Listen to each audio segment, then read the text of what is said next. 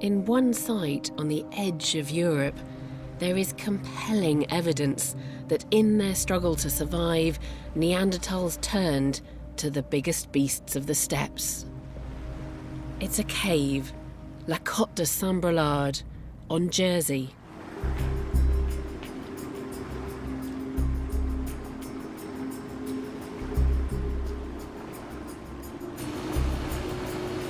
Matt Pope of University College London wants to show me what it looked like 30,000 years ago.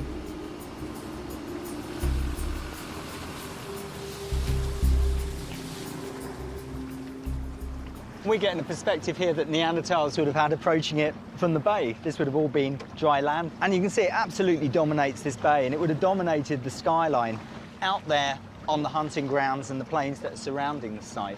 And these cliffs, which have always been a feature of the Jersey coast for the past, several 100,000 years, would have just been rising up of this relatively flat, open landscape.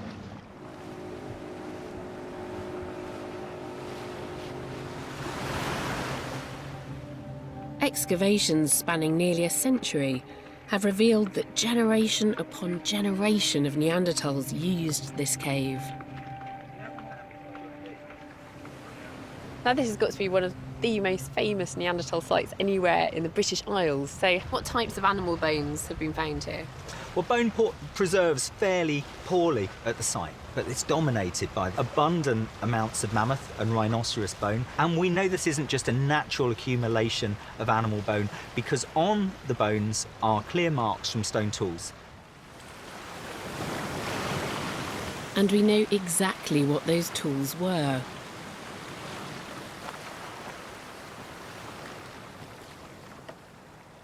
This is a hand axe, or a biface.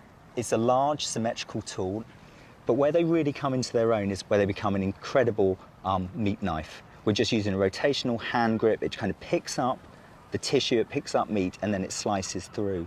So having with you a very portable, very usable butchery knife is a survival tool in itself. I mean, that makes sense, especially, I think, when we think about earlier ancestors who would have been competing with all sorts of formidable predators in the landscape, to be able to cut a carcass up, to take pieces of meat away with them quickly. Yeah. A tool as simple as this extends any kind of human range. It's a technology that extends the abilities of our basic anatomy.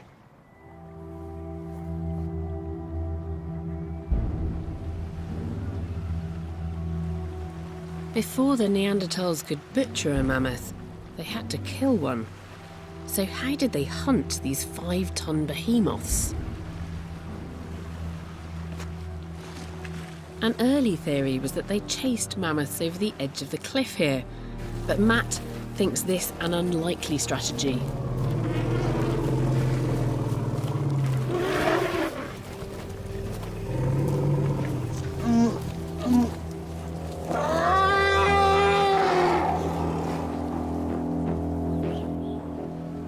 He's got another theory, based on the shape of the landscape here.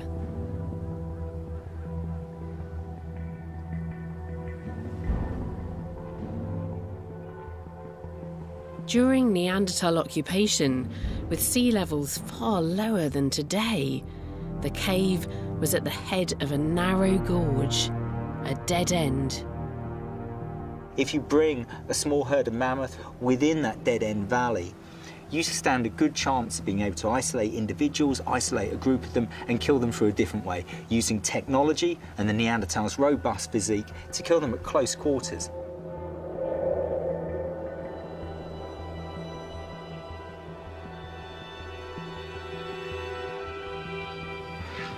A woolly mammoth searching for water follows the path of the gorge. He has no idea that he's walked straight into a trap.